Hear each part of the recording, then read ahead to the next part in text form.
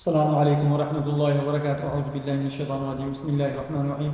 آج میں آپ کو خوابوں کی تعبیر کے اندر بتاؤں گا کہ اگر آپ خواب کے اندر دیکھتے ہیں بخشش کردن، بخشنا، تو اس کی تعبیر کیا ہوگی۔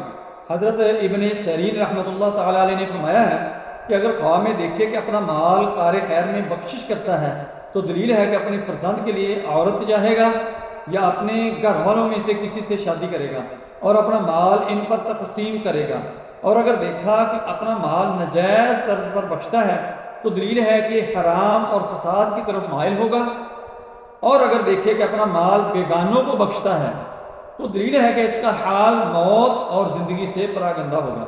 حضرت ابراہیم کرمانی رحمۃ اللہ علیہ نے فرمایا ہے کہ اگر کوئی شخص دیکھے کہ کسی کا مال اس کی رضامندی سے بخش رہا ہے تو دلیل ہے کہ اس کی نیکی اور بدی کا اثر صاحب مال کی طرف عائد ہوگا۔ السلام علیکم ورحمۃ اللہ وبرکاتہ۔